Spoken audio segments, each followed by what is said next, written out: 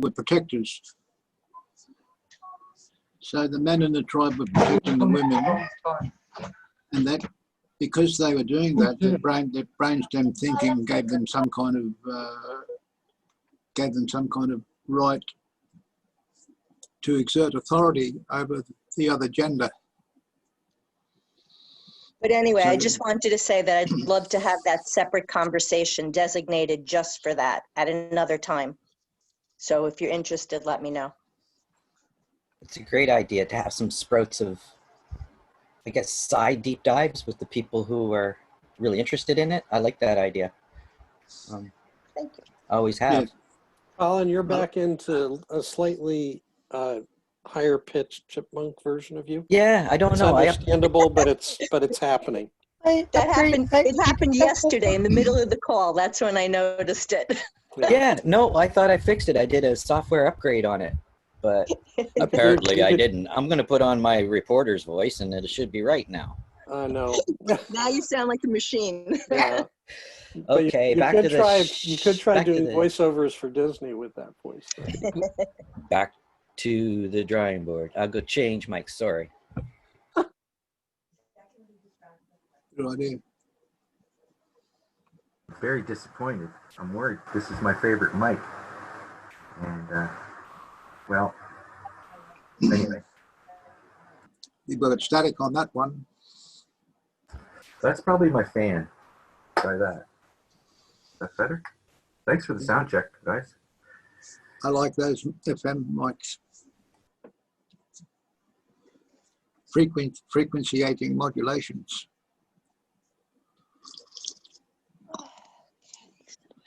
Well, I think we broke a record yesterday at Barn Raising. How long did it run? About 7:45. 7 hours and 45 minutes. Yeah. That's impressive. Yep. Jazz, Even Joel, and I carried the show to the end together, walking towards the abyss.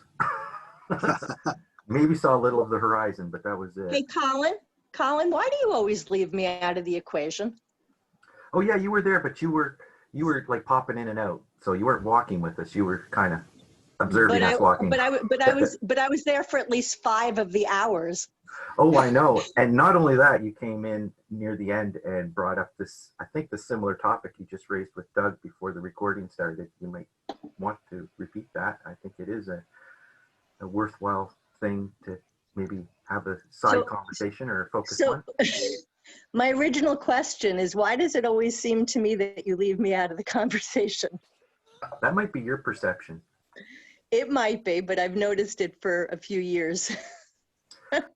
Well, no, I guess the fact that me and Joel and Jazzwinder, just to answer your question, we were like on camera. You said you're going to be popping in and out, but you might be listening or whatever. But yeah, you were with us. Oh. There's definitely a sexist leaning there. Who started yesterday's 7-hour marathon? I'd like to hear about the sexist leaning. Me and Kayla started it, but I don't think it was a sexist leaning necessarily. I think it's something else, but that's okay. Yeah, there's not enough males. So I get it. I get it. Stacey, your request to explore something under separate cover, could you restate that just for the record and so I can register it, because I'm sort of, jamming with juggling here and I'm done with that. So could you just restate what you'd love to? I wanted to have, I would like to have a conversation. First of all, I can't get back, hold on a second. I'm distracted because I can't find, okay. I wanted to have a conversation specifically with Joel and Jazzwinder because I think they're more knowledgeable in terms of the facts that I want to be able to separate out. I want to know where in some of the different religions there are things that are said that may have been interpreted incorrectly or for whatever reason put there because people needed in some way to be controlled. So Joel had made the statement regarding sexuality that the creators of the religion or the leaders of the religion needed to protect us from hedonism. He didn't use those words. This is my interpretation. So rather than discuss the why it was necessary, I just want to flag the exact parts as a starting point. I don't want to get into why it was necessary and why society needs it. I want to get into what were the parts that may or may not have been manipulated, where it becomes an interpretation. Is that clear? Am I being clear? No. Could you try it again? Can somebody else help with Jaswinder? Can you help me? The majority of religions at some stage in the evolution of religions were led by women. Women were the chief preachers and the chief instigators. Over time, men took over or were allowed to take over, and women were given a back seat. And that was a fairly, I was going to say fairly lengthy, but in real time, it wasn't all that lengthy. And there were various reasons, obviously, as to why that happened. As to when it happened, that's contentious, and it didn't all happen at the same time. Stacy wants to know the wherefores and the what-fores of that situation. Correct. Thank you. Welcome. Stacy, I think, good morning. I think when the Romans came and conquered Europe, that's when a lot of the pagans and druids and all those people were, those female-based Vikings, all those people were kind of female-based faiths, goddess. And I think the Romans pretty much put the kibosh on all that. So But I'd like to I have have no facts to understand behind that, other than that's what I think. Right. So I guess my point is I'd like to have a session convened around that. Okay. Have you actually looked for any information on this? Not for many years. It was something that I had been interested in like 20 years ago. Now I'd like to go back to it, but I'd like to do it collaboratively. I don't want to do all the work. I think preparing for that conversation would be most valuable. Well, here, I have some thoughts. I don't think we need to go and prepare for it so much as just give our interpretations of why men took over the female role in society and became the second-class citizens. Is that how I'm understanding it, Stacy? Well, yes and no, because specifically the reason I told Jaswinder that I wanted to have a talk with him and Joel is because I don't want to have the discussion you're talking about. That's a separate discussion. I don't want to have that one yet. Yes, I have all my opinions and I agree with what you said about the Romans. That's my feeling as well. But this is a different conversation that I want to get, where I want to extract some facts without doing all the research in the writings and things that other people have been doing for years and years and years. I know a lot of really intelligent people. I would like to pick their brains. So you want to pick their, sorry, Colin, hold on one second. I just want to be clear on what Stacy's asking. So you want to pick people's brains specifically about what? Stacey? I want to pick certain people's brains that I decided that I wanted to pick, and I want to ask them to try to remove their judgment as they give me that information. The information about what? Can you restate that? So like Jaswinder mentioned, there have been different times in history where different occurrences led to, if I'm hearing it correctly, led to men pushing women to the back, and certain changes, I'm guessing, in the way religions were practiced were a result of that. Is that true, Jaswinder? Is that sort of what you're saying? In a roundabout way, women weren't pushed to the back. They were offered protection. Okay, so again, that's one of those things is, I guess, two ways of looking at it. Yeah, I just want to know when it happened without the judgment of were they pushed in the back or were they protected? I'm trying to get to that middle point without the judgment. if you look at the Hindu system of the religions, which is a way of living life really, the female deities are still there up front, but the main deity now is a male. But they've always had consorts, and Durga, who's had umpteen reincarnations, sometimes she takes the lead. So it's still ongoing. It's not something that's cut and dried. It's anything but. Can I just unpack the question, because I'm still a little bit muddy, if that's Same okay. here.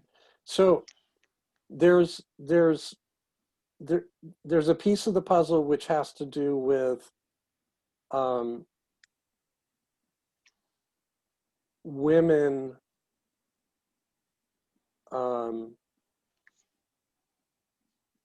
women versus men in terms of sort of patriarchal structures and power over and whatever. There's religion as the context container within which differences between religions and how they relate to the genders, and whether there's a political dynamic in that, which is a different question. And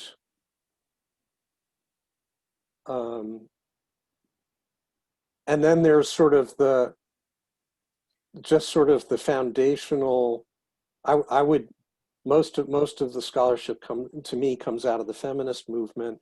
There's just the traditional sort of analysis of the roles and dynamics of men and women going back to indigenous times to the present, and what patterns evolved into more sort of formal and societal cultural expressions of what were actually underlying really sort of practical fundamental primitive drivers. You know, like the fact that women were the source of procreation, they were the source of new life, and that made them really valuable back in the day when creating children was creating additions to tribe and workers and resources.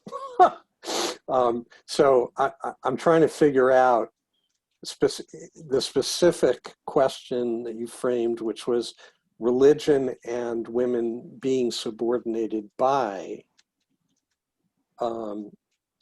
focuses more on sort of the different religions, because my reaction is the same as where Jazz just went, which is at least in ancient Roman times, there were lots of male and female gods, each with their own powers, each with their own authorities, each with their own domains.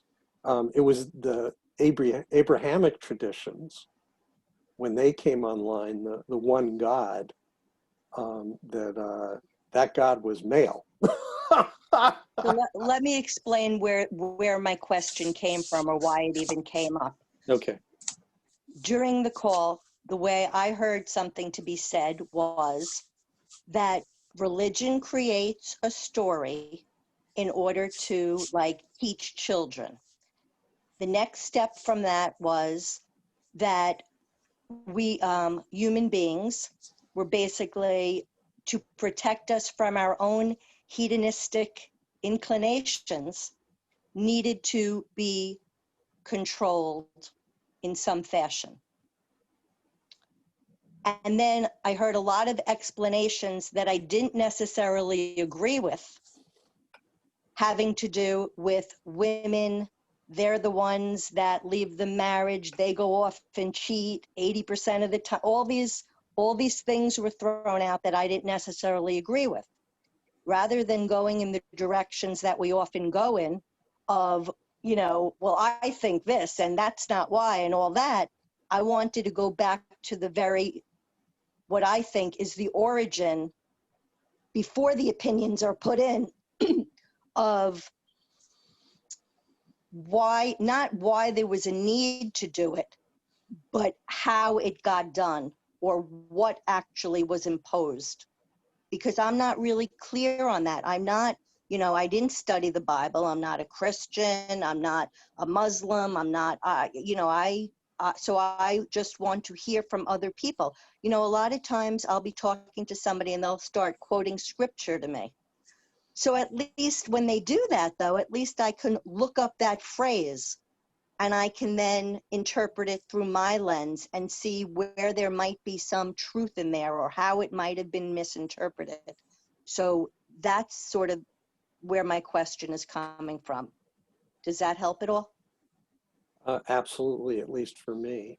Alex, you've So had maybe you could reword, then maybe, since I know that I really feel that you understand what I want, can you say what my question is?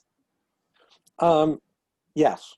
Well, let me Thanks. take a stab at it as an active listening reflection, and you tell me whether I get it. This Thank is this is an example of steel manning for everybody. Just to put that in there.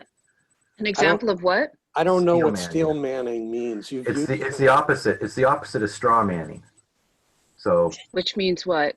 when you straw man somebody, you try to make a simple example of their argument so that you can easily knock it down. Politics is full of straw manning. Okay, so Steel manning is when you are able to state the other person's point so that they say, yes, I wish I could have said it that well. So that you actually Okay, so understand let each Doug do it. Well, it's important. It's important because And it's the fundamental reason I'm here. And I'm not sure that's a definition of straw manning, straw man, a straw Well, argument. But in Let's any stay event, on point. in any Let's event, stay on with Doug. let me stay on point with where Stacy was coming from. So what I heard was you'd like to take out, to sort of leave aside the projection dimensions of the conversation about organized religion as it relates to the role of women within it. Take out the projections of sort of individual beliefs, constructs, interpretations, and understandings, and get down to a more fundamental level of what are these religions, you know, what is the sort of foundational principles, properties, or elements in these religions that result in or express a particular, maybe this is projecting and I don't mean to do that, but either the marginalization or subordination of women in them. Like where did that come from, or where did that start? What's the source of that? If you take out the last sentence, up until the last sentence, Yeah. you're 100%. Okay. That is exactly what I want. And where Yeah. you're going now is something interesting too. It just wasn't part of my initial question. Understood. So it's like, what were the fundamental ingredients around that? And are you, just for clarity's sake, more specifically focused on Abrahamic traditions, or are you talking about all religions? All. Okay. Because the all religions maps to like hugely divergent, there's a huge diversity. But yeah. Right. I get it. That's actually what I want. I know there's a huge diversity, and I'd like to look at that diversity to be able to see if there's, that's what I want to look at. Yes. Thank you. There's some religions are very open as regards sexism, and others are very, very black and white and distinct about it. Like the slavery in the Christian Bible that came from the scribes, and the scribes were males, most of them. I don't know if there were any female scribes, but when they found the Dead Sea Scrolls in the cave, they contain the chapters from the Bible. I think some of them are similar or have been translated so many times, but there's sexism in there and slavery and a lot of shocking stuff. If you Google the Bible, most violent book in the world, you'll find some of that stuff. You'll find some of the links that highlight areas of the scripture that propagate slavery and brutality and all sorts of crazy shit over.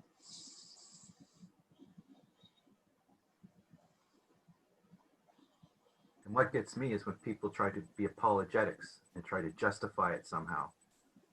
And we can go into that, but that's where I've seen a lot of people sincerely try to defend it, and in my eyes, fail miserably for various reasons.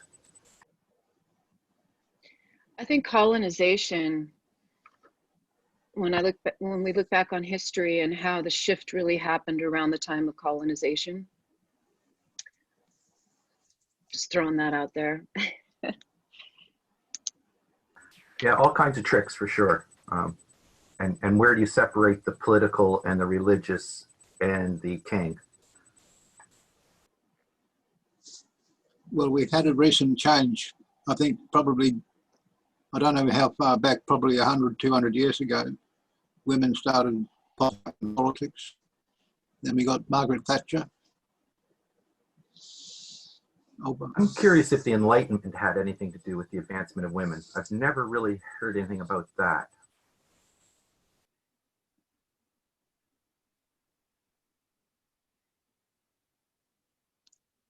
So I have a thought.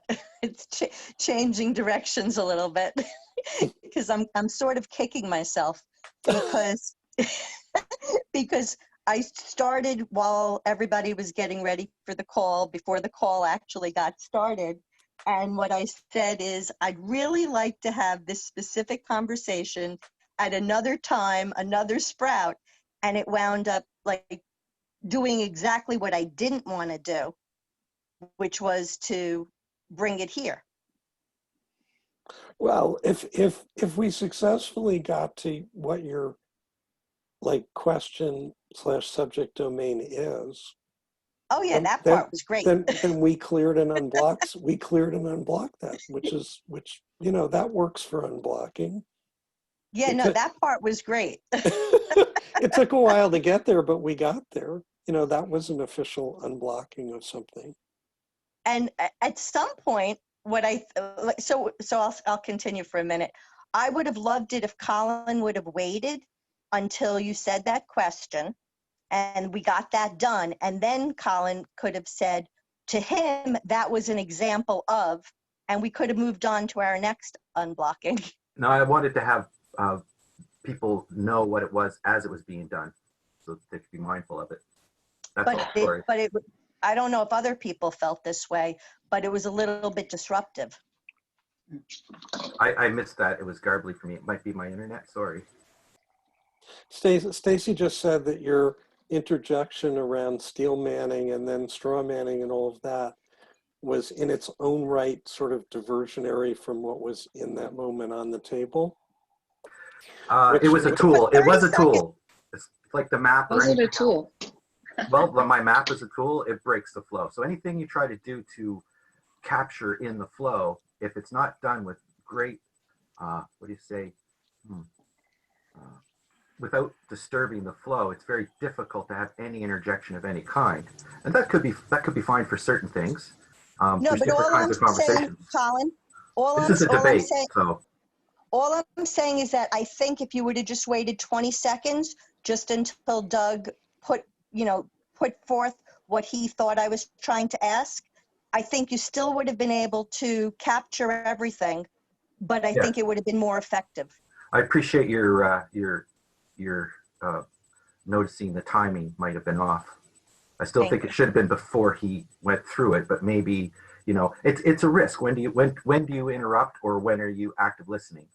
You know, one person's martyrs, another person's hero or murderer, or terrorist or what. So, and also this points out something that Jazz and I have a block with. where I think this is a really important, interesting conversation, as does Stacy. And Stacy realizes that she would like to treat it with a certain amount of nuance, and that might not be the best place here. Now, Jazz might disagree and say, no, this is the place for it. Or Doug might say, well, let's dig into that a little further. So it's kind of like the group decides. But when I suggest that maybe we should put somebody else's idea aside, nobody likes that. But if the person themselves says, I want to take my idea aside, it's more respected.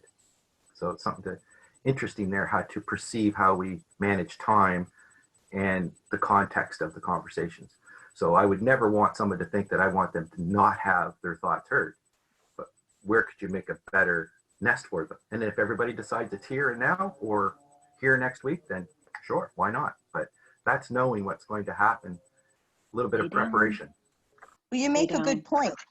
One of the points that you just made, I don't know if you heard it, is it's different when the person themselves is saying something.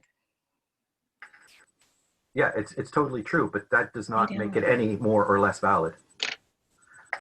I don't know if I agree with that. Well, we're all spending our time here, so we can decide whether we want to dig into that more or not, or if it's valuable or important. Right, but you wouldn't want me deciding for you. So I wouldn't want you to block me, no. Right. Your interpretation of what you got from the horse's mouth can change due to your bias and other things. Correct. Yeah, so whether you can grow a sprout out of it, because sometimes it's because it is very deep and you need a deep dive for it. So how you're going to pull it out on the unblocking floor takes some nuance. I think you guys did it beautifully. That's all I'm saying. Thank you. How was the, I'm sorry I couldn't make yesterday. I had a 8-hour date with some brisket that a bunch of people were dependent upon. But how was it yesterday? Because I wished I had been there. Was there a meaningful arrival at any place for? There was a lot of inquiry into the topics we discussed about bullying over the last several weeks, and we focused and nudged the conversation quite often during the course of the 2.5, 3 hours. So that was interesting.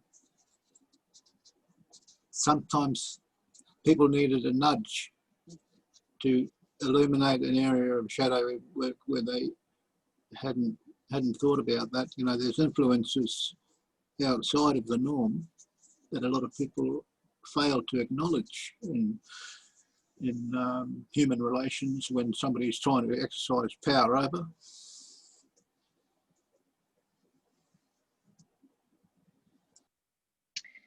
Something that I wished, and perhaps you guys touched on it afterwards, was, and I wanted to talk about it at the time, but didn't quite have a chance to jump in, was the difference between passive aggressiveness and bullying.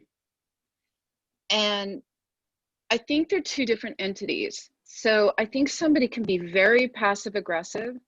Oh, hey, you go have a nice day, when they're really saying you're an asshole. And I hear a lot of passive aggressive comments, not a lot, but I hear them here at the GCC. They're like little digs, but they come in the couch of sarcasm. And so I think it's important to look at passive aggressiveness. For me, it is, because I deal with a lot of passive aggressiveness from males. And I'm going to tell you just a real brief story to kind of help you understand how I really became clear about dealing with passive aggressive people, especially men. Lived on a property in the mountains. Several people came and went on this property. And one of the gentlemen that was a seasonal fellow, he'd come in and stay for the summer and basically camp on the 5 acres. And at the end of the season, he wanted to park his pickup truck out in the field. He parks it. I look out my kitchen window, realize I'm going to have to look at this piece of shit truck parked in this gorgeous field all winter long. And so I went to him and he's getting ready to leave and he's already parked it. And I said, hey, is there any way we can move that behind the barn? You know, I love that view. It's beautiful in the wintertime, all this blah, blah, blah. He was really pissed off, really, really pissed off. And I went on to explain why I asked if he could do this. And he starts really getting in my face. He's about 6'4". And I'm in my car and I drive away and I'm like, wait a minute, I'm going back to this. Because as I was driving away, he's like, well, I hope you have a really nice day. And I'm like, okay, I'm going back to this. So I go back, park the car, stomp, stomp, stomp, and I'm jacked up on adrenaline now. Like I'm ready to kick some serious ass. I go in and they're like, whoa, you know, the landlady's there, a couple other women there that know me really, really well and have never seen this side of me. And I go up to him and I'm like, listen, if you have something to say to me, just say it. Don't wish me a happy day when you mean fuck you. And, you know, it went into this whole thing, and as I'm driving away, he once again says, well, I hope you have a really great winter. And I'm like, passive aggressive, Patrick. That's what I'm talking about. If you want to say fuck you, say it, but don't wish me a happy day. Like that's what you do. And that's the way you insult people, is through this passive aggressive bullshit. I'm like, I won't stand for it. Just speak to me in plain terms. So away we go. And I find out later, he had unhooked the battery in his truck. He had it ready to be for winter. He was on a time schedule and didn't want to go back, rehook up the battery, move the truck. But he didn't explain that to me. So and I'm furious, and the women were on my side and said, this guy does this all the time. He's a real bully with women. And I'm like, well, not with this woman, not with me. He's not going to bully me. And the season goes by, he moves the truck. Summer comes, here he comes into this coffee place. I'm like, oh, great, this asshole's back. And he comes up, walks right up to me and he says, I'm really glad to see you. I've been wanting to apologize to you for months. He goes, you're absolutely right. I'm really passive aggressive. And I apologize. I was really in the wrong in that situation. Now he's about 68, 70 years old. And I just looked up and I said, thank you. I accept your apology. And that's all I said. And that passive aggressiveness to me is not okay. If you have something to say about someone or you disagree, don't make a snarky little dig. Don't make a snarky little, well, you know, so-and-so, blah, blah, blah. It's like, just say it. Speak your truth. And if you're making a snarky comment, ask yourself, why can't I just speak the truth? Why can't I just put it in simple, plain terms? Why do I have to make it this little snarky dig? So there's my throwing out passive aggressiveness versus bullying. And people can turn that into a form of bullying. And I call people out on it. So, and I hear it a lot here. So I think when I do hear that those passive aggressive comments, I think I'm going to call them out for what they are, because people may not even be aware that they're making a passive aggressive comment, because that's their mode of communication. You With go, that, I'm sister. complete. You go, girl.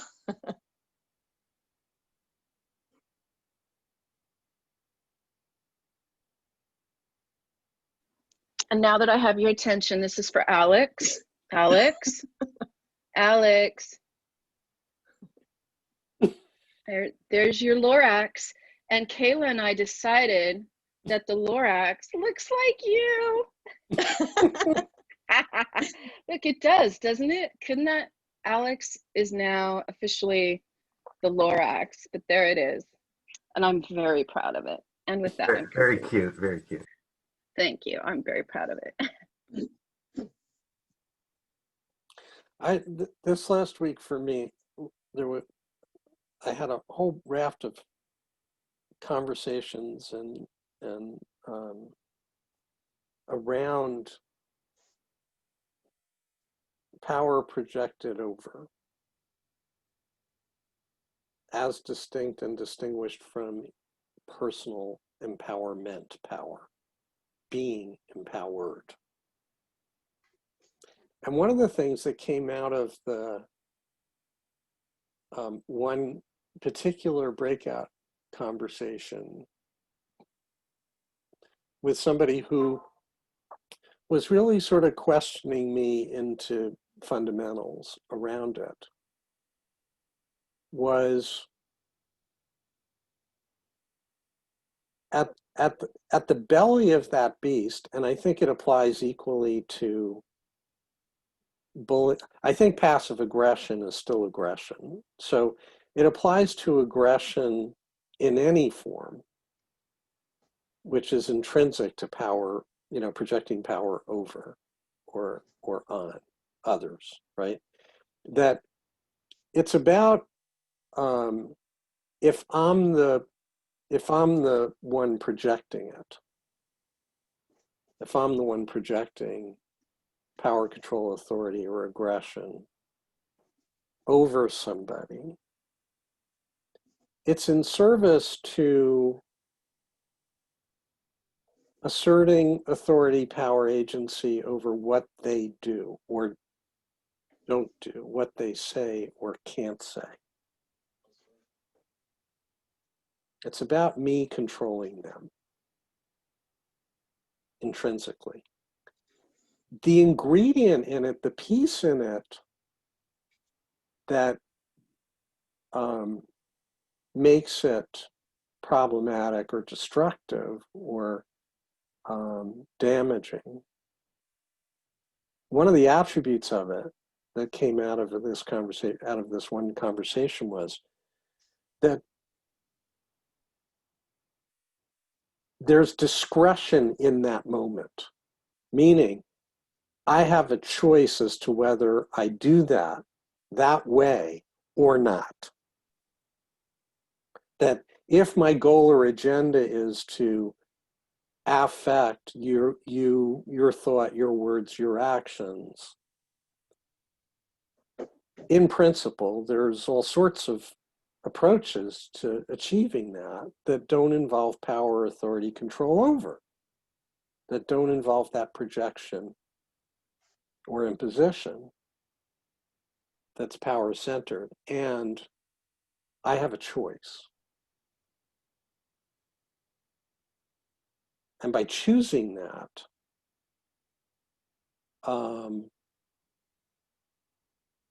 what came up for me, it's just sort of interesting, and I don't know whether it's valid or not, so I'll throw it out to see what you folks think. But what came out of it was, if you and I are sitting across the table, and each of us has intrinsically our own authority, agency, voice, entitlement, whatever, in fact. But I shift into projection of power, control, authority over, that the power system between the two of us is actually a closed system. And if I'm projecting mine over you, I am definitionally reducing the space. This is sort of an elemental take on this, but I'm reducing the space within which you have to exercise yours. I am de facto disempowering you by using my power to constrain yours, the expression or enactment or manifestation of yours. And it's sort of a closed system.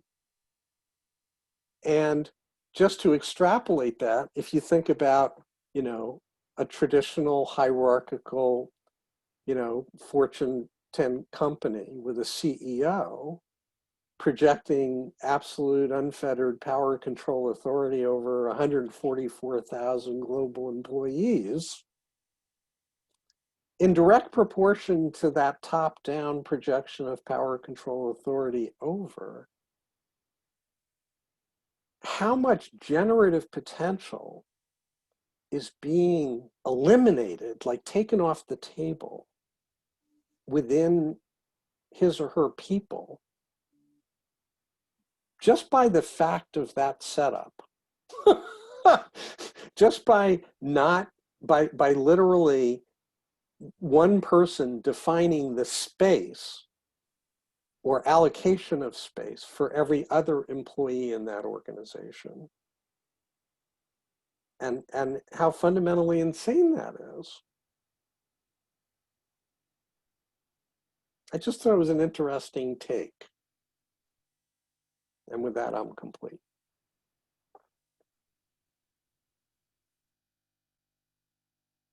You're muted, Jez.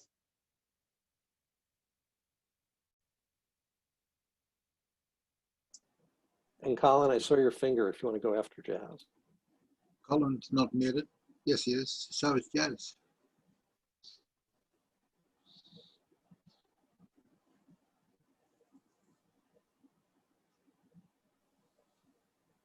Jazz, you're on Right. mute if you're talking to us. If you're talking to somebody else, then that's okay. Colin, do you want to go?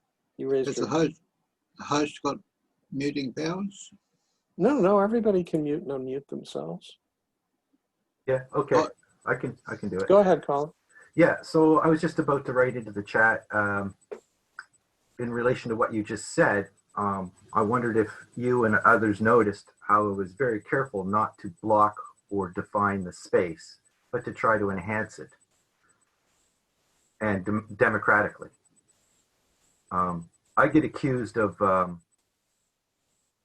trying to, I don't know, not by everybody, but some people, possibly because I don't state clearly enough what my intentions are. But I've written many times that I would like to try to navigate in a way that we all see positive emergence.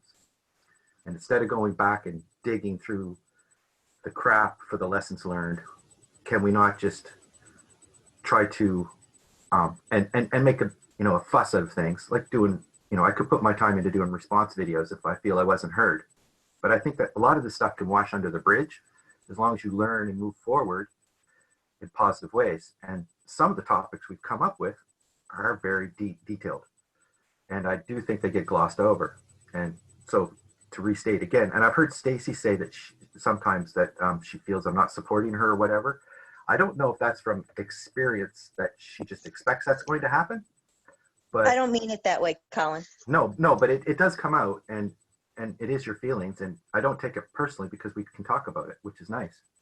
But the thing is that I do think that that's a very important point about not blocking somebody.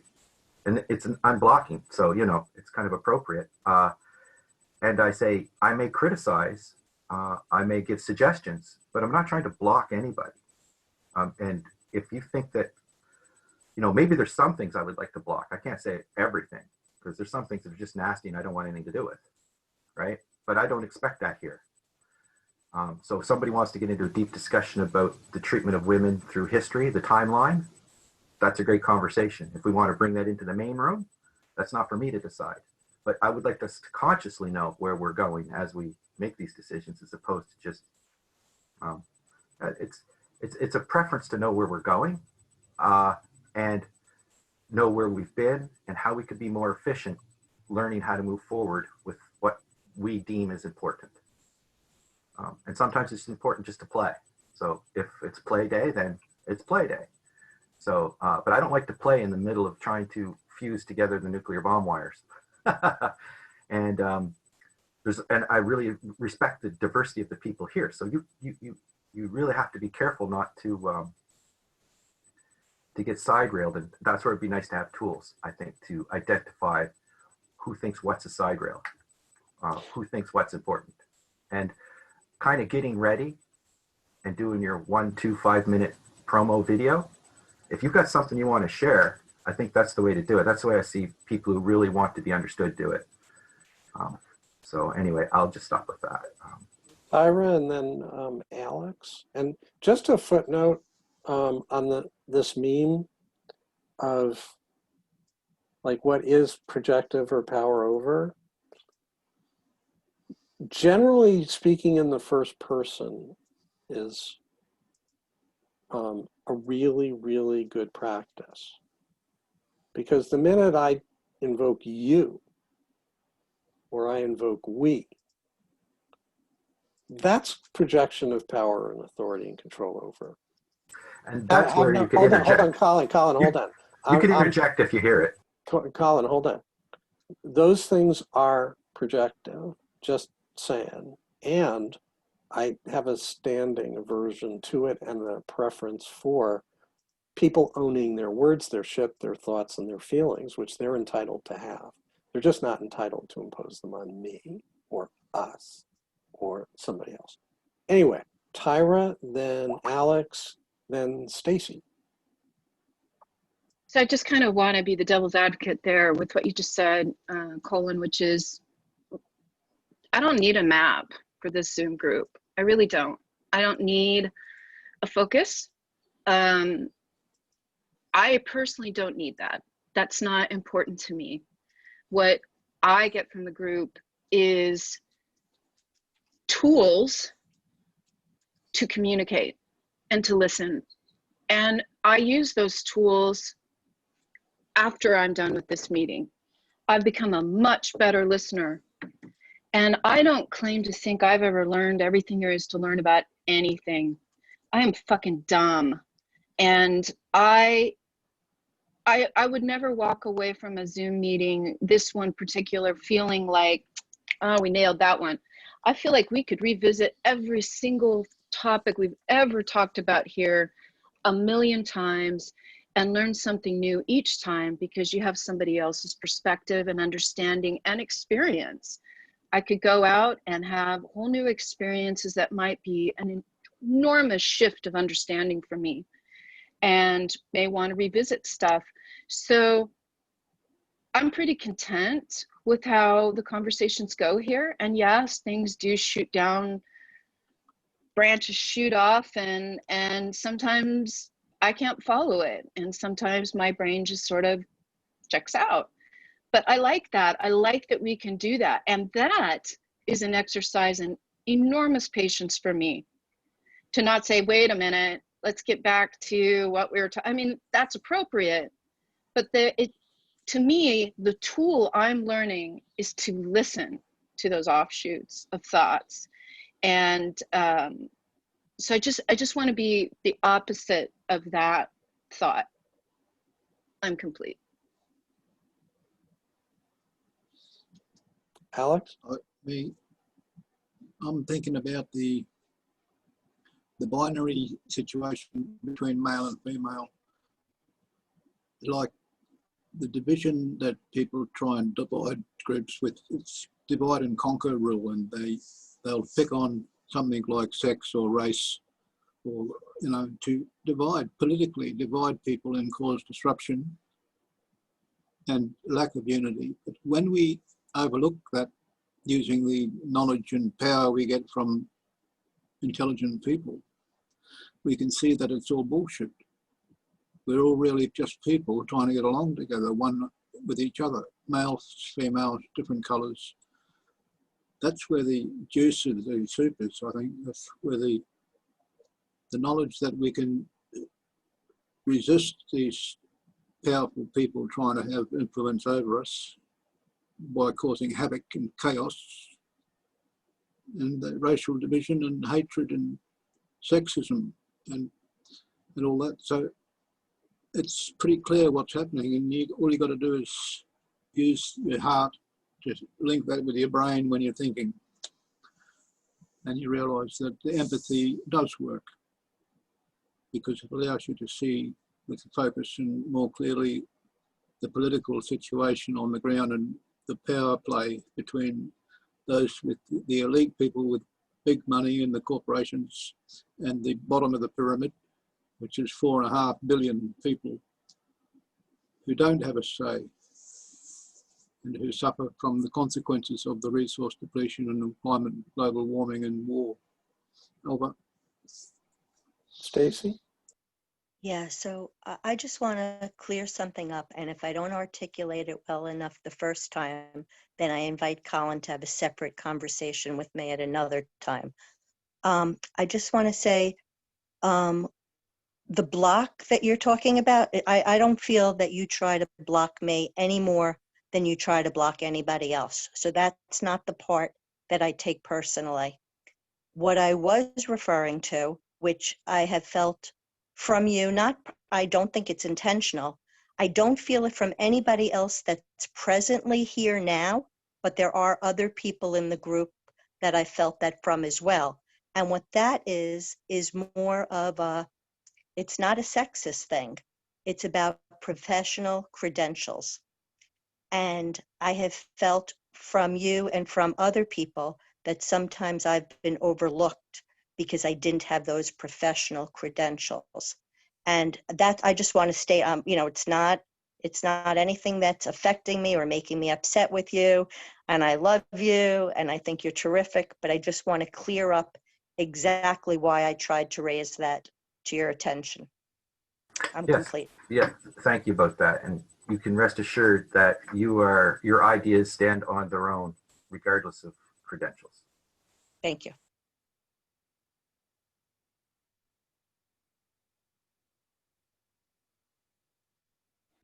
Can I just say, I love how that just went. Wait, I love Stacy that you articulated it that way. Colin, I love that you heard it and made a statement about it. I thought that was really beautiful. So I don't know. I just felt like you guys really nailed that. Thank you. Well, I got a present for you too then. Devil's advocate. That's fine if you don't use maps. It's not for everybody. I do push maps, but they really haven't happened. And if I wanted that, I'd be gone long ago. To bring a map into this conversation is to put a block on some people and make them frustrated, especially if they never saw the map before. So it's a co-visioning tool, and if you're not part of the co-visioning, then that's fine. And again, the map is intended not to be like other mind maps like the brain, where everything's connected together. It's meant to be how we emerge our definitions, like Stacy's asking with Jazz and Joel. It would be a great opportunity to map something. But anyway, I also think that before you start to map, if it's important, if it's not important, then leave the map and the lawyers somewhere else. Leave Wikipedia somewhere else. But if it is important, I suggest to Stacy, go look up the timeline of the suffrage of women in different religions. Get some timeline dates. It can't be too hard to bring that to that conversation. And that way you got a little bit of, well, what about this? And then that might have the person that does have that extra knowledge you think that they have, it could give them a little bit of a guidepost. And you can actually check facts, because what we feel is important, but it might not be true. So, and I think people also have knowledge that you might not find other places. Like Jazz might have lived through something that could really bring it home, where you're not going to find that written somewhere. But just the basic guideposts, just like for personality and adapters to have a conversation. If you can trust the other person and you know that they're willing to have a fair, what they call it, good faith conversation, then you can go a long ways with like Talanoa. Doug asked about Talanoa yesterday. I think the Talanoa session was kind of in 3 parts, the meeting. And so Talanoa was recorded and then cut at 2 hours. And then we went to another 2-hour recording. And the Talanoa really set up the environment and the ambiance for what happened afterwards. So there was definitely a tail into the conversation, and it felt like it was a lot more grounded. Even though I didn't go personal, as you know, I typically don't do. I typically summarize. But if you want to talk to me on a one-on-one, I can become a lot more personal. It's just I don't feel comfortable doing that. And if I can't make my point with raising it up a little bit meta, then I might not even know what I'm talking about. So, but I do appreciate other people telling their personal stories, because I know it matters to a broader audience as well. So that's a block I have, but I've learned to deal with it, and it's probably the way I was brought up. just to not get into other people's business. So that's why I only do it if it's important.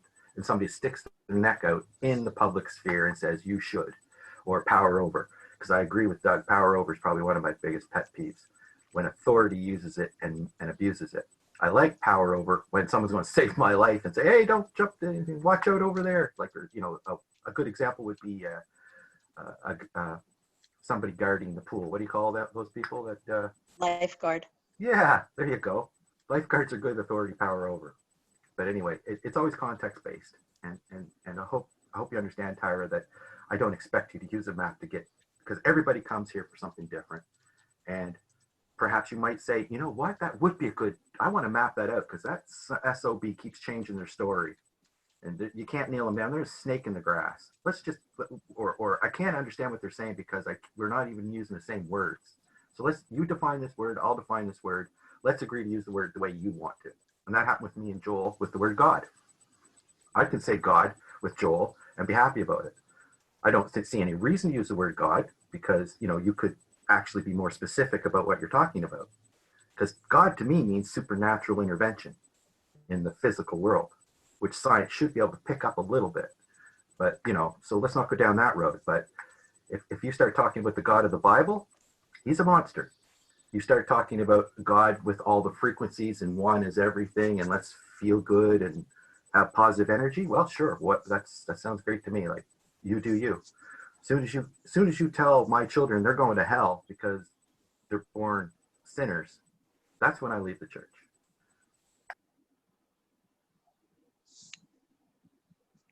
So, Colin, the suggestion that you gave me about, you know, going and preparing is a good one if my intention were only to get facts. But my intention behind wanting to do all that is way more than just about facts. I know. I can see it coming. Now, where I would find the kind of mapping you do useful, important to me, is a map where it was a map of me. I started, and around me were maybe the 10 different conversations that I wanted to have, like the one I mentioned. And then people could go to that point if they wanted to connect with me on that conversation in that way. You've got the point right in the crosshairs. It's emergent from your point of view and what experience and expertise you can find to bring you further along, and possibly share with other people so that they can catch up to you in that conversation or learning. Correct. Alex? Sometimes there's a difficulty I have with conversations outside the group. There's other groups that I talk to, not on Zoom, but in the chat sessions and groups. And some of them think I'm on the Kool-Aid because I talk about my teacher, who miraculously appeared when I was getting sober, and I call him my observer. He's a mythical higher power, my observer, and we talk to each other. So you could say I'm schizophrenic, but we don't talk to each other as if we're both in the same head. We're both in the same universe. That's the secret. Over. I do that too, Alex. I wish I had it here with me. I have a statue of just some female saint type bowing statue that belonged to my grandmother who's passed away. And I imagine when I'm in moments of stress or I need to just shift out of my ego and what that's doing inside my head, I imagine this statue coming to life and being me as a higher power in a mother figure. So I mother myself. And I imagine this beautiful white statue that was my grandmother's wrapping her arms around me and massaging the parts of my body that hurt, telling me I'm enough, I'm good enough right now. And man, it works like a charm. It's really, it's my pacifier. It's very soothing. and it helps me go to sleep at night. So I think that's a similar thing to what you're talking about, Alex. That's beautiful, Tyra. Yeah, it works really well for me.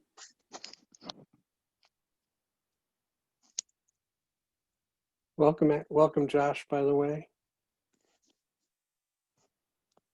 Want to stick your face in and let us hear your voice? That would be cool. There's too much smoke in California. Bonjour, Josh. Comment allez-vous?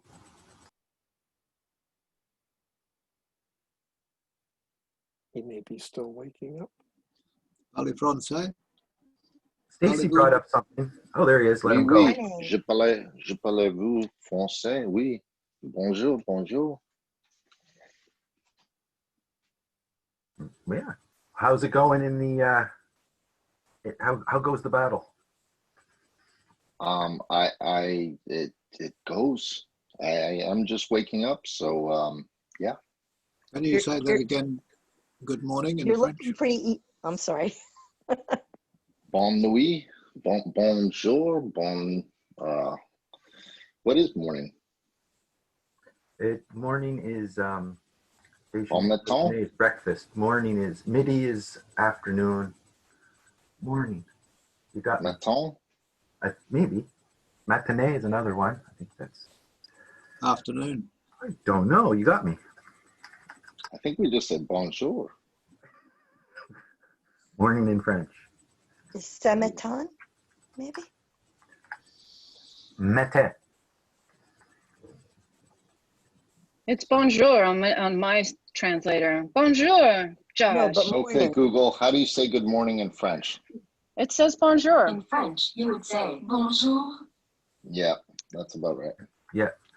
But if you look up on Google Translate, morning is matin. So good morning is good morning. Well, I cut Stacey off. What was she going to input?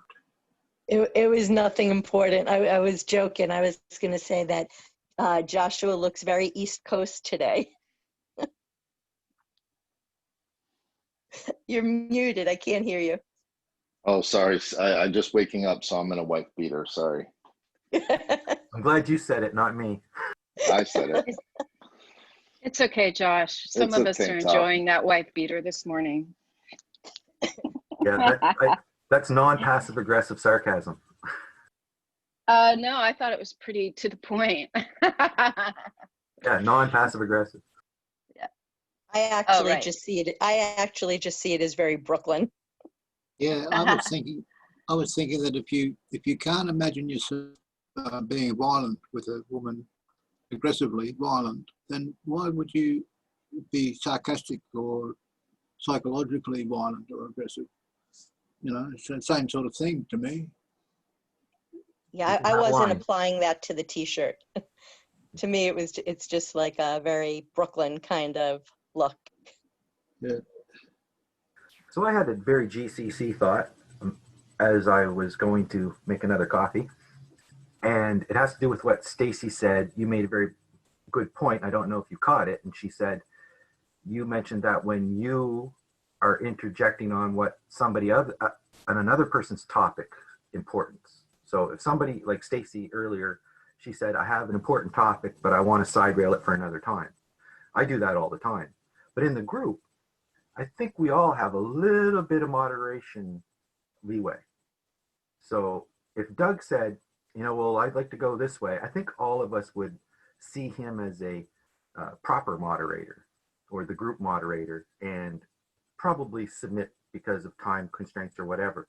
But if one of the other people suggested, it's not taken in the same light, although the group was set up that each one of us had equal say, there is no power over. So I think it's more personalities and cognitive bias that causes me that problem. So I don't know, and a little bit of misunderstanding because I do think the measure is not to block somebody. And I've said that when I had a guy calling me a racist, which was ridiculous. And I said, look, I have no intention of blocking you in any way. It's like, you know, you're free to do what you want. I may not agree with your points of view and whatever, but because we might have personality differences doesn't mean that I'm going to stand in your way. and good luck to you, and bon jeu déjeuner de midi, or whatever. So I think that's very important, to be able to tell somebody that, no, I'm not standing in your way. And if they think you're standing in your way after they tell you that, they got to point out how, right? And maybe it's not even worth having that conversation at that point, because you kind of, without the trust and the good faith to have a conversation, you're kind of under the wheels. That's how I think it goes here a little bit of the time. And it's a lesson, but really I don't care, because I'm not here to be the friendliest or to have fun, although it's nice when we can be friendly and have fun. So anyway. I'm here to be friendly and have fun. And you don't need a map for that. And I don't need a map for that. I'm curious about where Jaswendra disappeared to. He has guests. He appeared to be having a conversation before he was cut off. No, he was talking to his guests. Does Doug's question still stand where Stacy, since she was a co-moderator yesterday, does it still stand of what happened yesterday? Because actually she was steering it, and she might have some takeaways if Doug's still interested. I don't know. I don't remember hearing you chime in, basically. I heard Alex and me. Kyla was doing a wonderful job in the first 2 hours. Yes, yes. It was all about bullying, in case everybody is wondering.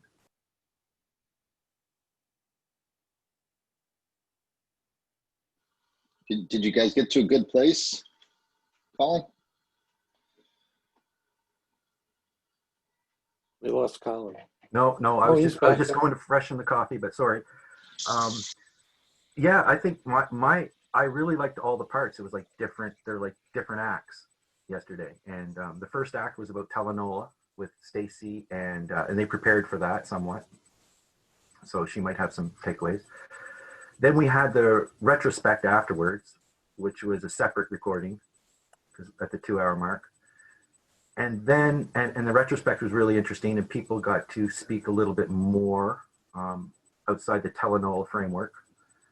And then I think some religion came into it, unfortunately. And then Joel and I and Jazz and Stacy hooked around. Most people stuck around quite a bit longer. And Alex, he stuck around till he couldn't take her anymore. He's over in New Zealand falling asleep. So yeah, Joel and I had quite a talk about things, and it actually spurred Stacy to want to have a further discussion on the history of women getting recognized, having rights, not being subjugated to men's overruling, or something in that area. Doug did a good summary of it earlier. I'm sorry if I got it wrong. I'm thinking about the silo effect, because we dug deep. When we dig, we end up in a hole. But we weren't all digging in the same hole. We were digging in our own separate holes. So we didn't end up all together in the same hole. That was a good part about it. That was because of the moderation and the unblocking. We were all looking for gems in the holes. Yeah.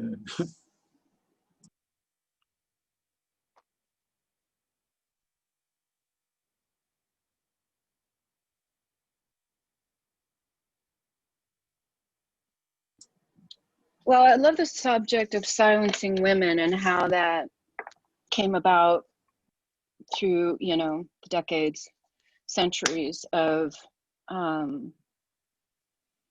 making women feel like they can't interject their opinions, and those that are women that do interject their opinions are labeled as bitches or strong women instead of just human beings trying to communicate. And I think that there has been a cultural shift thanks to the Me Too movement that has really given women suddenly a sense of voice and a platform.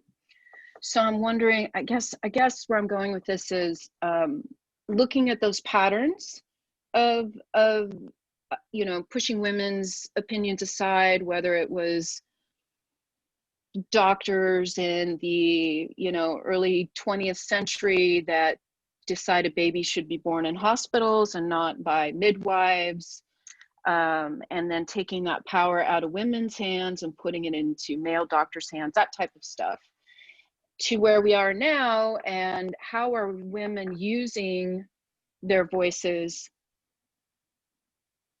now? Let me just stop there. I don't know if that is food for thought for anybody, but I do find that interesting.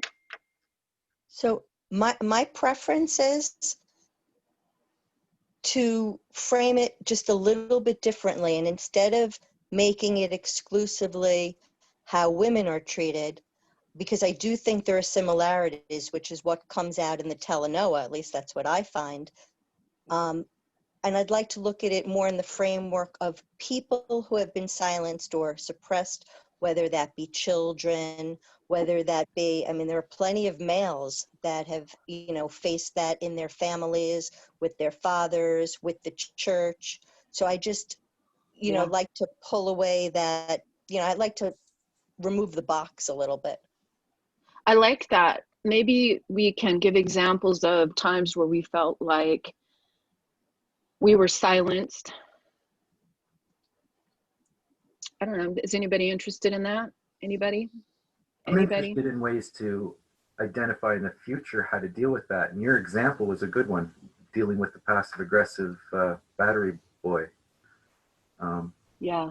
So, you know, how could you put up your hand and say, you know, I've experienced this before. I could be wrong, but are you dismissing my idea because I don't have the same credentials as you? Like, just ask them, or find a better way to, you know, or there's got to be flags and tools we can use to guide conversation without having to, I don't know, harbor it and turn it into a negative force within us. I don't know. Well, I know. Yeah, I was just reflecting on that story I told yesterday about the guy with the guns. You remember when I went for the hike and I came across the guys who are out wanting to have target practice, and his anger was, and I felt like he was trying to shut me down. And by asking him, why are you so angry? Just trying to, you know, like, did you get in a fight with your wife before you got out here? Like, what happened? So those truthful questions, I think, are really good, Colin. Like, what? Anyway, maybe you guys can flesh something out of that. Basically, make them non-passive aggressive statements, I guess. But again, some people you can't deal with, so be careful, everyone. Testosterone. And they're more aggressive because of the hormones. You know, women talk more than men in intimate situations. Even women are more talkative, and a lot of men are more quiet and withdrawn, or solitudinary thinkers, not so into discussion. I mean, the women love chatting and talking, and they want to talk all night if they're allowed to. But a lot of men rather relax and sit back and enjoy the situation. Over. Alex, are you sure that's true? I'm gonna just ask you to think about like our GCC experiences. Does it tend to be the women that talk more, or the men that talk more in this forum? There's always exceptions to the rule, you know. There's always men are drawn to this platform because men who like talking. So if I could just interject, any statement that starts with women, fill in the blank, is fucking insanely projective, just to call you on it. And any sentence that starts with men, fill in the blank, is just as equally projective. And it is fucking insane for anybody to still be orienting or relating that way to our world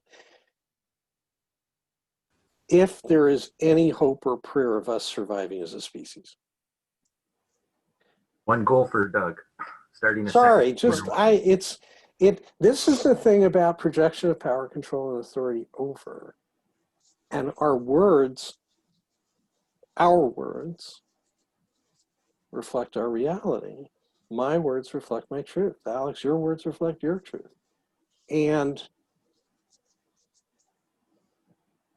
the fact that culturally we're inured to people projecting all over the fucking place, you know, it's like God gave us this really complex machine that sits on our neck that nobody really asserts any control or governance over, or owns and takes responsibility for using.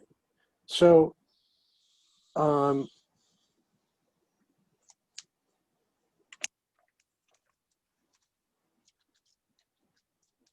speaking from the first person is sort of a first feeble attempt or step at doing that differently on a personal, individual level. Now, I can say, if I'm going to take Alex's statement and translate it into first person speak, my experience with women is that they're always talking, and I'm sort of introspective. But there was this embedded statement, Alex, in the middle of what you said. I don't know whether you even caught it as it went by, but what is, but they will keep talking if allowed to, which is another way of saying it. They'll keep talking unless I tell them to shut the fuck up. Like, just really owning what is being said, recognizing that was what was just said. And I actually don't believe, Alex, you own that or believe that or would say that way. But it is the effectively, it is the truth of what you express.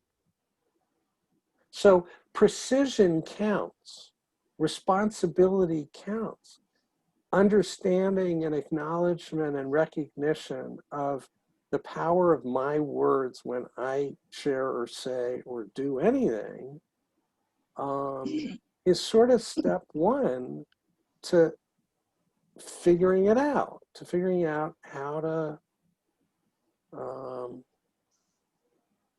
how to step into the emergent in a present way without power, control, authority being invited to the party. And with that, I'm complete.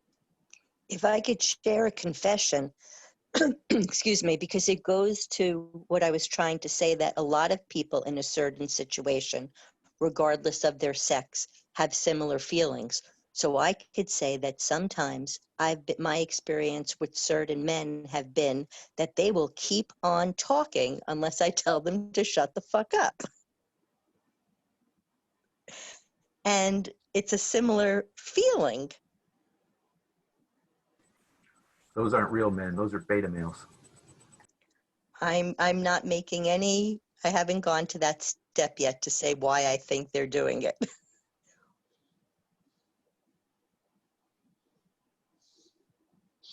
It's in their blood. It's running through our veins. You see, there is a difference between men and women. A very obvious and distinct, very obvious and distinct difference that drives our emotional responses. And that's the hormones, the sex hormones. So there is a reason why we have power and control issues. Over. To that point, I don't think there's one reason. And that is why it's so important to not make these sweeping statements. It's one of the parts, not the part. And doesn't apply in all cases. And that's why it's important to not start from a point where this is the reason. We don't know what the reason. We need to know more about the specific situation before we can put forth possible reasons.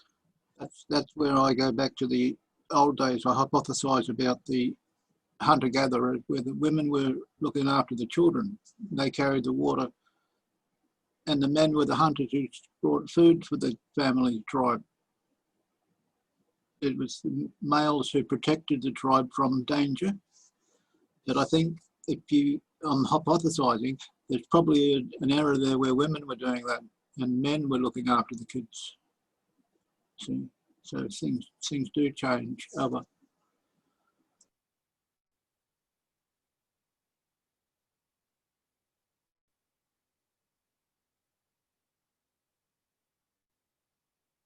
I'd like to say something about Colin's maps.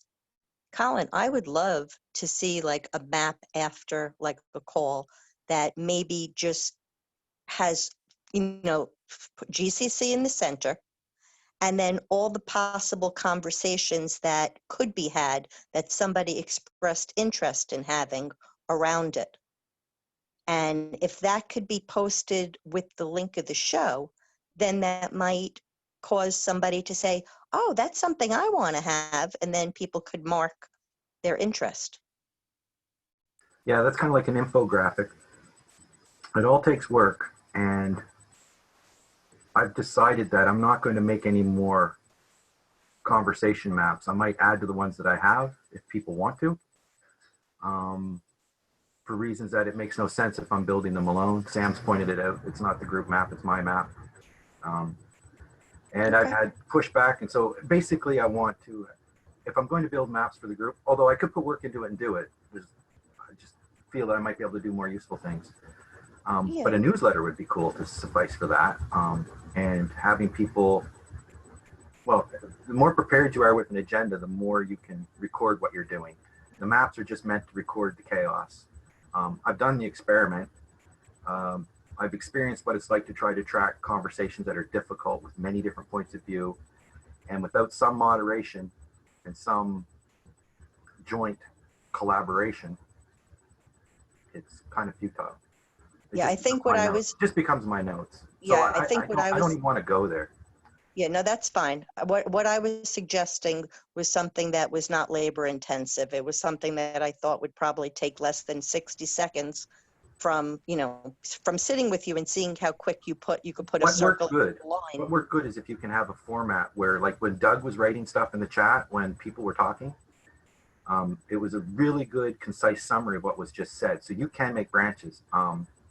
But after I made so many branches, I got like 2,000 miles of maps on the GCC, and the validity of it is like the quality of the data is probably like 50% maybe, and you know, and some people, you know, even Jazz I think mentioned that, or somebody mentioned, I think it was Jazz yesterday, mentioned that my maps go off and they don't have any.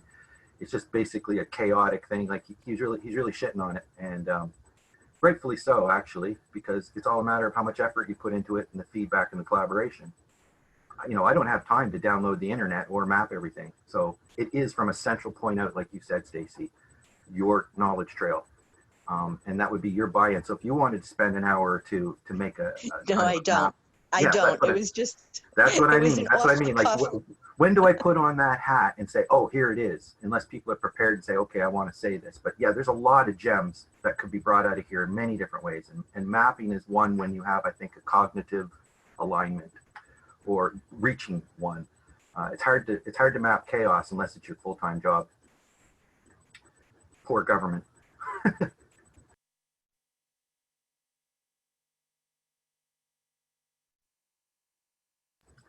I do have something on a different note that relates to when you feel blocked by somebody,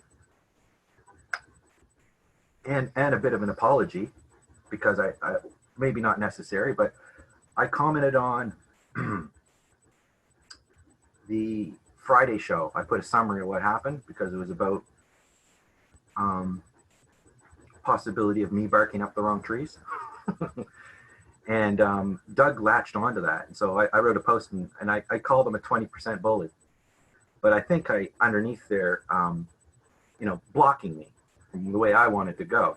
But really what he was doing was manipulating the time as a moderation within the framework of what Gertrude wanted or does, her appreciative method. And there is a sequence to it. And once you understand the rules to Crazy Eights, then you can play Crazy Eights. Until then, you say, well, is this card wild and all this? So, you know, you can only digress into the point so much in that show, which feels like I'm being manipulated. I'm being bullied. But I consented to it. So I must say light bullying, but at the same time, Doug has that nature to him where he can, and he will. And I think it's very interesting. And in order for people to manipulate fairly and direct fairly, it's hard work, especially when someone's taking a mentoring role. Maybe that's what happens between me and Jazz. He feels like he's mentoring me, and I'm like, I don't feel like now's the time to be mentored in that particular topic about the beginning of the universe. You know, I question people who talk about the beginning of the universe in conjunction with global challenges. But this global challenges isn't about any particular thing. So if he wants to talk about the beginning of the universe, Joel wants to talk about the foundations of vibrations being the base functionality of everything, then have at it. So it's what we consent to, I think, is the deal. And I don't think there's a whole lot of consenting going on here other than giving people the free space and a certain amount of safety. Although the fact that it's recorded does make us very vulnerable, I feel anyway. So sorry I think it, if I offended you. I'm sure I didn't, Doug, because I think I explained where I was going with it. But yeah, it's funny. I didn't get anything but a thumbs up from Ties. No, Tees, as in Canadian geese. So yeah. Yes. I've got something for Jaswinder after our discussion about nothing. I was looking at the universe and thinking, where could nothing be? And eventually I worked it out. I discovered where nothing is in the universe. Anybody want to know? It's Oh nowhere. yes. The place called nowhere. I just want to jump in with an alternate perspective on the what Colin was saying about lack of safety because of the recording. I actually feel safer sometimes that something is recorded because I feel that people are more accountable for what they say. And to me, that's important. I agree, but I think it also gives you a lot of rope to hang yourself with different people who will Oh, sure. attack you. And I've been attacked by even Doug. So there you go. Well, no, I just wanted to offer a perspective because I agree with both of those things. Yeah, I Both think yes and no. there are some rules of engagement, and if you've got something you really want to hash out with somebody, we should be mature enough to meet privately, and then if it's of interest to the group, you could summarize that everything's okay. Like I can say, yesterday I appreciated the fact that Alex is trying hard to work on some of his things. I felt it was somehow related to how I felt offended by things that have happened in the past. So it was nice for me to hear that. So I said so. Whether he was talking about me or not, I think he was talking generally, but I think I'm in that general few percent. The apology I got at the time was meaningless because, well, I felt it was meaningless, even though it was on his the way. I didn't think it was sincere because it should have been. In my way of adapting to me, you would have got a hold of me privately, and we would have hashed it out. Like, and Tyra, oh my God, she made me cringe yesterday when she talked about how she tried to resolve something and her blinders were on, and if she had a second chance, she would have dealt with it completely differently. So, we all have room to grow, but we should, I don't want to use that term, man up. We should take the responsibility and get the eye out and be the eye, the one-on-one, or the, find a safe space, because, in that case, we did ask someone to be a mediator. So I think that's kind of a GCC thing that we could agree on. If two people start to overtalk each other, it's like, okay, you babies, are you going to go settle this somewhere? Because it's not helping us here. It's not helping, if you want to be part of the GCC, I would like to see how you guys are going to resolve that, because we're not going to carry this passive-aggressive bullshit around. But I don't know if that's too much to expect of the world. I think it may be. So there's a really interesting thing around this particular nexus and where how you led into this. In the Friday session context, you sort of hit the nail on the head, which is the Friday session is a bounded, defined playing field within the frame of Gertrad's method. And Gertrad's method is described at the top. The steps and procedures are literally made explicit and expressed, like this is where we're about to go and what we're about to do. And if you decide to play, then you're going to be kept within the lines effectively, as best as is possible, as long as is possible until the end of the session in the case of somebody who's resistant. So, that actually... And also it's non-recorded, Stacy, which makes me feel safer. Oh, absolutely. That's Right. good for that. Right. But I think this is also a really key piece of the puzzle, which is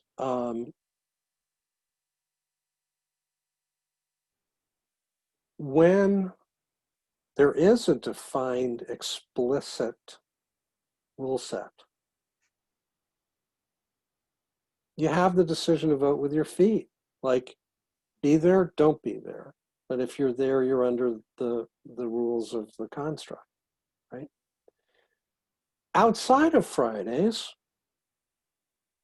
I don't know whether Sam has evolved rules for Saturdays, but outside of Fridays, Thursdays and Sundays, no rules. No framework, no guidelines, there are no signs. I would suggest that there have emerged tacit, shared understandings, awarenesses of the way people tend to comport themselves here. But none of that is prescriptive. None of it is projected. And the thing about truly emergent processes without old paradigm impositions of rules, framework, structures, whatever, is that feeling dimension is invited to the party. So somebody is triggered, somebody is reactive to something, somebody, experiences something that is projective in a negative way for them. They're going to let everybody know. And how the collective relates to and responds to that has a lot to do with also, I think, sort of a sense felt, tacit, and aligned value about whether it's related to as, you're being disruptive and you're out of order and fuck you, or whether it's tell me more, like what's this about? And let's drill it down, dig into it, and respond to it and support getting back to a center for the individual relative to other or the whole, or the individual on their own legs being here. So there's a greater responsibility that is de facto here for anybody that attends in these unstructured frames. And my resistance to structure and rules and all of that stuff is because I have intrinsic faith, belief, and optimism that people, if given the space to write and fill and define, will step up, step in, grow up, and grow in, and learn, and sense, and feel their way into contributing to a container that's great for everybody. Right? So it's in the emergence of that embodied, emergent, in the moment, in the present, enacted, expressed way of being that each individual brings that ends up aggregating into a very different experience of talking together, collaborating together, sharing together, exchanging together, learning together, inquiring together.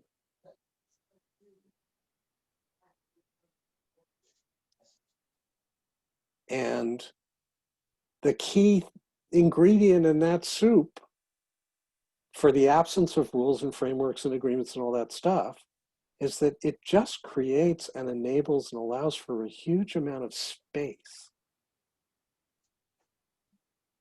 within which everybody can be and bring and share from their presence, their 100% agency, authority, whatever, with others. And with that, I'm complete. Welcome, Sam and Josh. You have your hand up. Thank you for that, Doug. I feel like our intentions are very clear.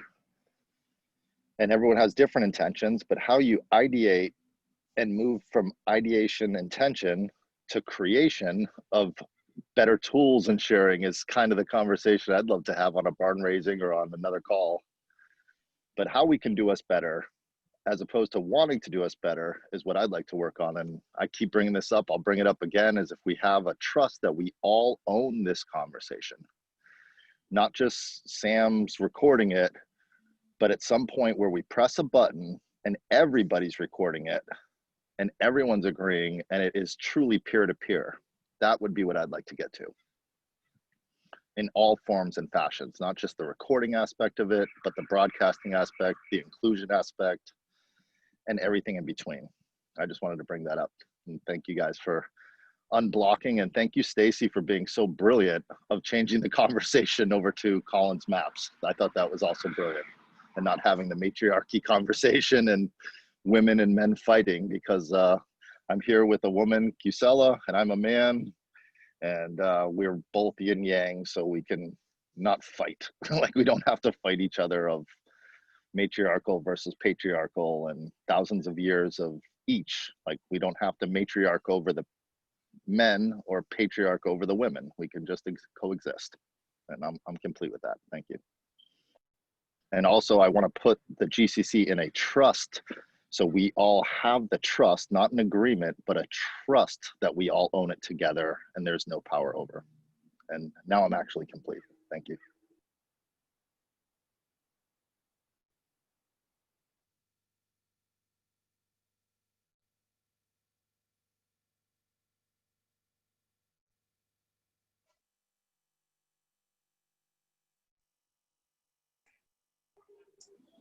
AI was the artificial augmented intelligence machine watching the data, metadata, and the analytics and people's responses, input, the amount of time they spend online, in which groups they spend it.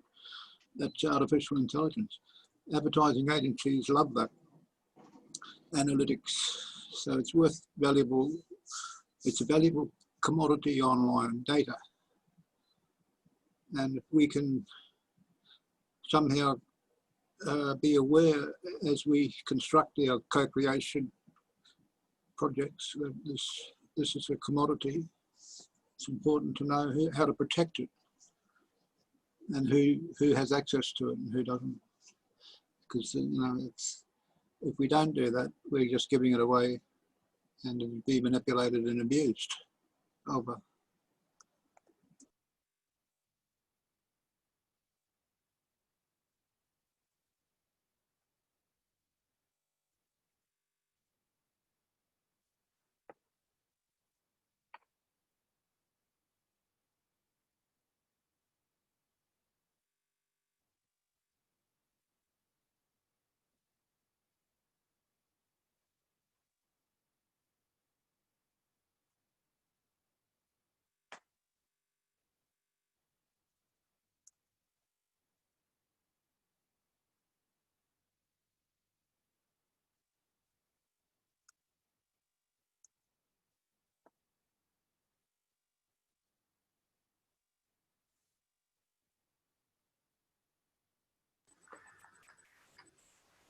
I think Josh hit on the moderation pie we all share. And he's suggesting that in his mind, there's some loose ends. And also, I'd like to point back to what I said earlier about, should we let Josh steer the conversation away from what it is that he thinks is less useful? Because I do the same thing. And sometimes I get pushback from these kinds of things. And I've seen Josh push back on other people too, who come in and try to lay out their wares. So, Josh has his own triggers that are specific to Josh. I have mine. And I think these visions have tried to be expressed in different ways over the course of this group's meeting and making shows. And making not only shows, but making, I think it was an attempt at, what's that site called? WordPress.org, where I think we're trying to collect together what the GCC means to me. And Tyra said, you know, this is a place for her to come and connect and have enjoyment. And it was the same thing for Anna. I haven't seen her in quite a while. And I can see how I am reluctant to mix those things together so much, business and pleasure. Only in the fact that I like to try to map where we're going in some kind of way, useful way. And I think that's what Josh is kind of getting to. And so we relegated that to barn raising and leave the fun and the unblocking to, you know, unblocking on Sunday, and Friday is the appreciator method, where you can dig inside and find a block that you can find a better way to approach it, so that maybe you can get better results, the results you want, even if possible. So, and I'm not even sure, Thursday used to be experiment day. You know, I don't know what that is anymore. No, Friday was experiments, sorry. And Thursday was open space, yes. So with those 4 pieces, you can have the different kinds of conversations. And I think the debates searching for more nuance may do better, because it takes a while to break it down and define terms. Might be another kind of a thing. And if I was going to make a show, well, you know, that's what I'd be doing. I'd be chasing the truth, or trying to, where it's important. So, you know, we all have our own thing here. So how can we come to some kind of comfort with being co-moderators and helping each other, as opposed to feel like we're blocking each other? Like, moderators will say, well, let's get back to the point. Let's get to where it might not be so easy with a group like this, depending on the day. So how do we, as Doug said, and I think I also heard Doug said he wished he would have used a different term. I'm not sure, but he says sprouts, like it's kind of stuck. I don't know. No, sprouts I actually like. Okay. I actually didn't name Sundays. Somebody else came up with the unblocking. Yeah. Which is particularly, you know, industrial frame for what I think goes on here. But that's stuck. Yeah, so I think to lean into the co-moderation bit and trying to figure out what it is we'd really like to help each other say, as opposed to just saying, okay, it's your turn, just say what you want. That's fine too. I'm not trying to block anybody, but I see a little more production. I've talked about that with all the people here several times. So maybe if I could find the right way to put it together a paragraph, then I could just paste it and stop beating this frickin' drum. I don't know. Alex? There's a takeaway that I've got from this meeting, and that is that there's something said during unblocking, and it sounds logical and conclusive to me. I'll keep that. It's part of my journaling. I'll write down that in my notebook. And then when I'm searching through that data later, and how many times I reference a certain word, that show will pop up, and I can say, aha, we were discussing unblocking and how much we get. What value do we get out of it? Do we keep a record? Are we learning? Is this progress? Are we focusing? Over. Unblocking can be personal, or it could be group-wise. But I think, to me, Sam's analogy of being in the town square is pretty apt to whatever happens here. Not so much a building where we're more solidly established with a letterhead. Anyway, but there's different levels of unblocking: personal, or the you, or the we. So I think Doug definitely is pointing towards the personal end of it with the I, even if we are speaking into the we. So it's a challenge, and it's a perspective shift, and it's got purpose. So the different shows, there are, Doug said, not rules, but there are emergent, what's the word, Doug? I think there are emergent common understandings common learnings. and Tacit. Shared held tacit learnings, yeah.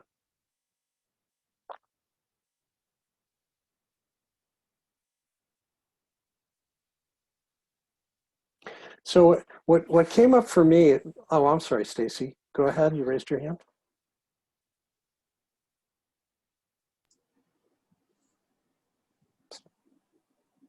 Stacy?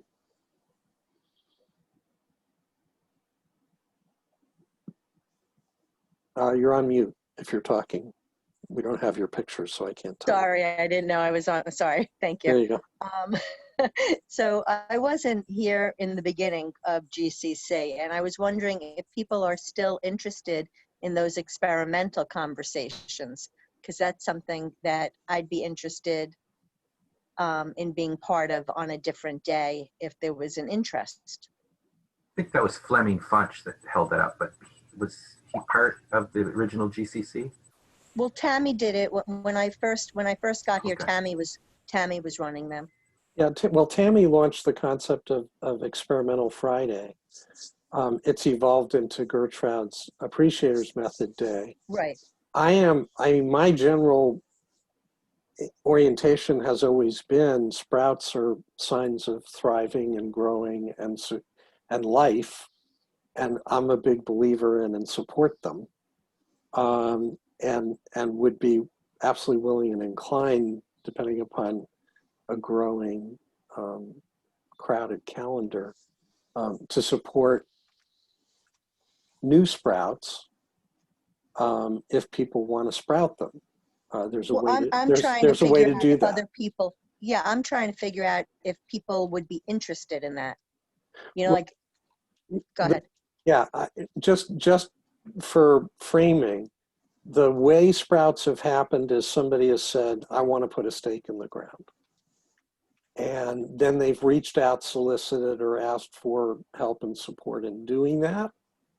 And they run it up the flagpole. And the only way a sprout determines its, thrivability or viability is if people show up, you got one. And if nobody shows up, you're likely to shut it down and think about something else. Yeah. If you remember, I did that a while back. I tried that a while back. I think I participated a while back. You probably didn't. There were a lot of things that I learned that didn't work for me. What I'm thinking now though is more, I have the, like questions is the title. But anyway, maybe I'll do a one-time thing because it's sort of like when Colin talks about like how yesterday's first few hours set the tone for the rest of it. It's those first 2 hours that I'm most interested in. And I'd like to experiment with that a little more. Well, I'd be happy to talk to you about that. Okay, cool. Support you in that. So we're coming to the top of the hour. I've got a hard stop.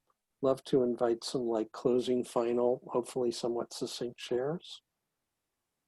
And the only reason it is a final is because we're in my room for Sundays now and going forward, and I can't have two rooms going at the same time. So I can't leave you in this one and open another one. So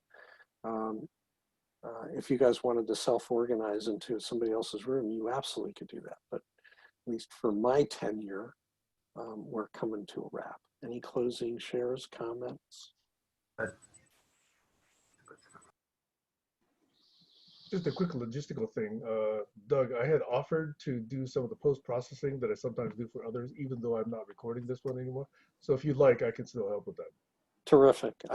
Let me reach out to you after I digest that after today, because I've got like 3 rounds ahead of me before I'm done. But thank you for that offer. I think Josh alluded to the fact that if the GCC had progressed a bit, we might have a GCC Zoom account, and it isn't like Doug's or, that's the point. I'll check out with this thought that several people have alluded to the idea I suggested we add 2 friends to a local group, and that was supported by quite a few people. So I modified it slightly to make it sound better, and that is that I made an agreement with 2 people who would agree to add 2 people. So that's why that's what makes it multiply. I made an agreement with 2 people to make an agreement with 2 people. They've got to say it. The trick is to say it twice, and then they realise that it starts expanding exponentially when that happens. You've got a real thing happening. Do you want to go outside? Organic growth.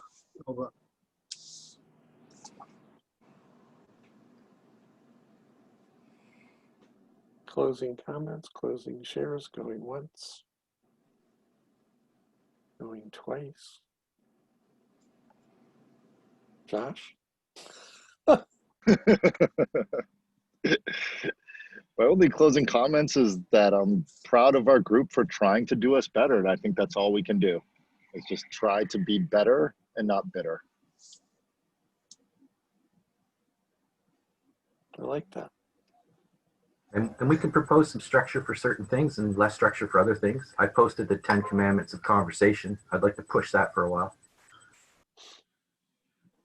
So, yeah, and also just last thing, Doug, if you don't mind, when it comes to doing better, it doesn't have to be like the Friday experiment has been a 6-month experiment, which is fantastic. But I do think in political terms, it would be called term limits, is to try something better for a certain period of time, and then as a group reevaluate after a certain period of time. So it doesn't go to a point where people don't get to have the input of flexibility and change. And I think that's a really important factor of, even if agreements are made, to have a period of time where we can reevaluate those agreements and see if we can continue to let things evolve without power over at a certain period of time and not get stuck. And I'd like to just say that on the Friday, Gertrude is a role model for sprouting. She was ready. She was writing a book. So, if you have stuff, respect it.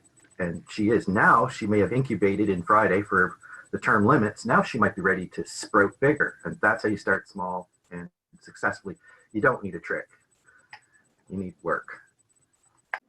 On a slightly different note, I want to add that, so I've been to the appreciators method a few times with Gertrude in the beginning, and then recently with Doug. And I really hope that I hope that goes on forever.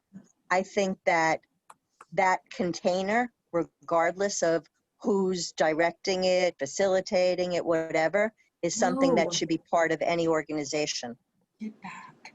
And maybe the requirement is that if you disrupt the group, then maybe you need to go to the appreciators corner for a while. well, it doesn't have to be a punishment, Colin.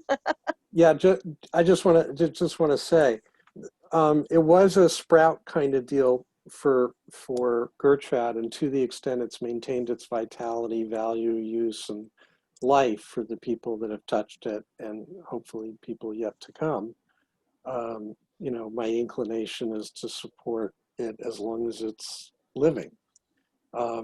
We still have other days of the week during that time slot. We have other time slots on those days of the week. Like, there's lots of places and room for us to put a stake in the ground, either for a new experiment blank check or for a new sprout of an individual. But my preference in that would be to relate to it in terms of sprouts, because a sprout means there's somebody who's the seed. There's somebody who's the source for it, who's bringing the sort of fire and intention and vision. I can support folks that want to do that. So I'm going to bid adieu, and thank you all for being here. This session was sort of qualitatively really nice and different, and covered a lot of ground and went in a lot of different directions, but did it really well, like the way it was done and the way it felt really good. And so I really appreciate that. And I thank you all for showing up, making it happen, and co-creating what we created. Bye-bye.